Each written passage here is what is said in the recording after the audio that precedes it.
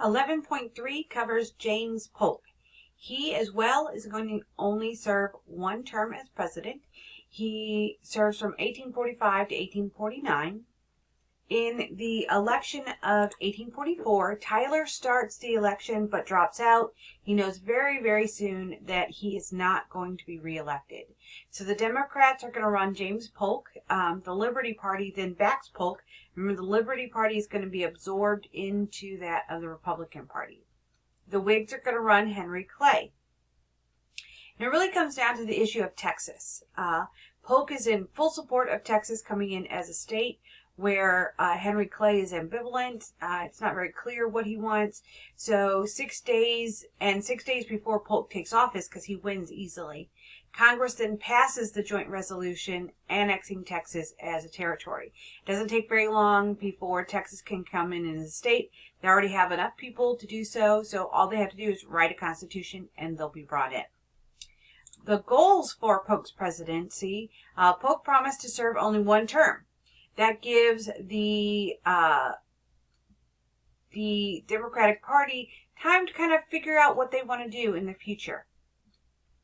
So it's really good because he died 3 months after leaving office, so there was no way he could have re-ran for office anyway. So Polk serves one term. His 4 goals for his administration: 1, the reestablishment of the independent treasury system, which we know is going to happen from my talks before. 2, the reduction of tariffs. 3, the acquisition of some or all of the Oregon Territory. And then 4, the acquisition of California and New Mexico. So the first thing is the independent treasury system. We know that in 1846, Congress and the President restores the independent treasury system and sets up depository offices throughout the country. We have 12 that have been established within our country today. And they receive all of our government funds, and also many of them are where our gold reserves are located. It's easily passed by Congress. They passed a resolution to reduce tariffs on imported goods as well. So both of these happen very quickly in his presidency. He doesn't have to wait very long. They absolutely happen very easily. When it comes to the next thing on his agenda, number 3, it's Oregon.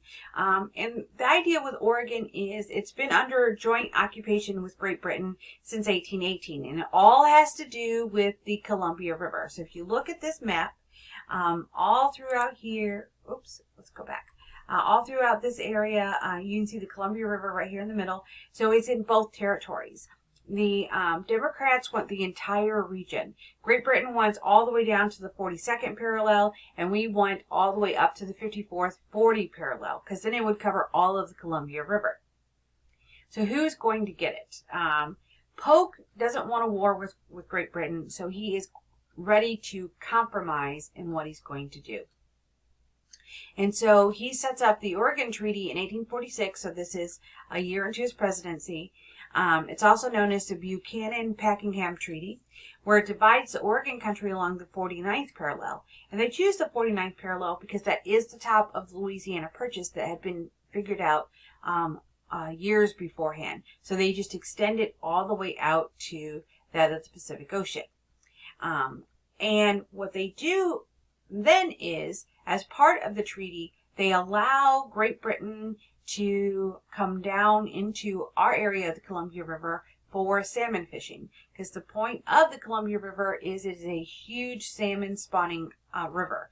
And so they need it to for fishing rights. So we do allow Great Britain then through the Buchanan-Packingham Treaty to use this area for fish. That way we don't block it all up down the lower part so the salmon don't get up into that part of Canada.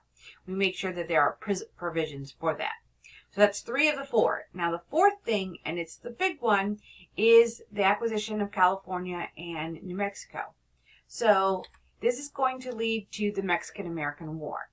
On March 6, 1845, Mexico breaks off all discussions with the United States in protest of the annexation of Texas. So with the annexation of Texas, what we have is John Slidell then will be sent to California and New Mexico to buy. He'll be sent to Mexico to purchase California, New Mexico for $20 to $30 million. The Mexicans refuse him and they send him away because we are not there to compensate them for Texas itself. Zachary Taylor will then be sent to the border by James Polk to patrol the border between Mexican forces and that of the American border. He orders him to move along the Rio Grande and protect it. Mexico is going to see this as a slight invasion because we're in Texas, which they considered as part of their own, and they're going to do retaliatory attacks against troops. Zachary Taylor has been sending people in to patrol the border and causing a little bit of aggression. And so the Mexican forces retaliate. 11 individuals will be killed, 5 wounded, another taken prisoner. And so Taylor writes back to Polk and tells him what happens. And this is going to be the justification for starting the war with Mexico. Preparations include, on May 13th, 1846, Congress approves the declaration of war. The South is excited because they could get new territory this way. Mexico, anything along that area. The North is opposed to it because they believe this is just a ploy for the expansion of slavery. The U.S. has a very small army at that time, so we're going to grow it with frontiermen who are signing up to join the war because they want this new territory. They want it to be for the United States.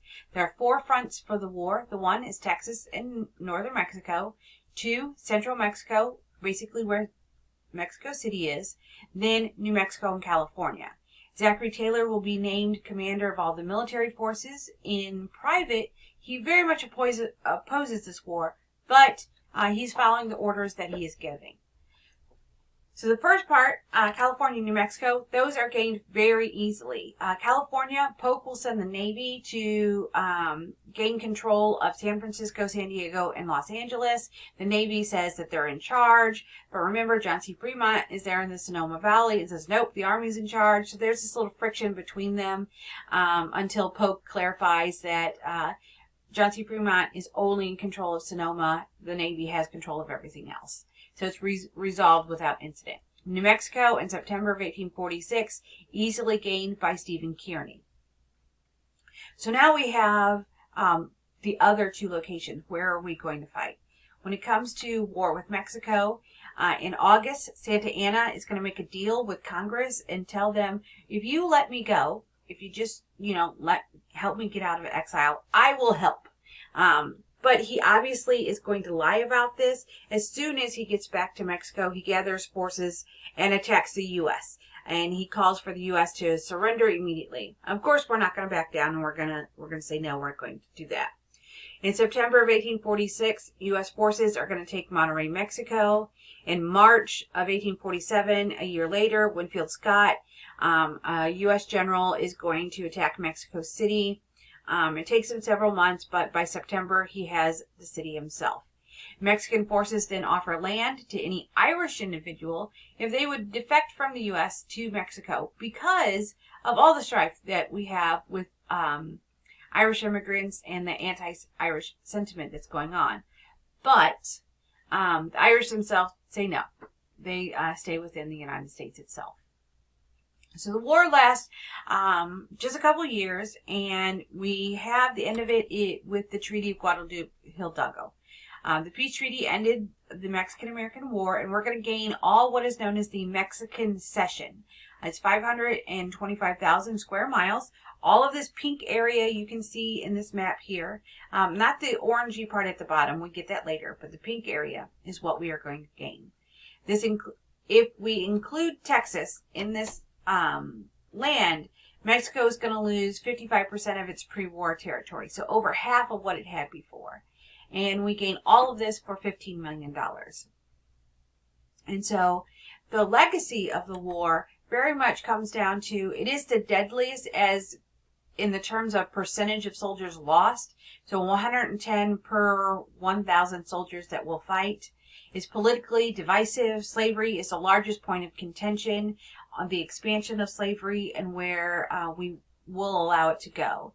In 1849, we have the creation of the Department of Interior, and it is created specifically to divide up all that land that we're going to gain.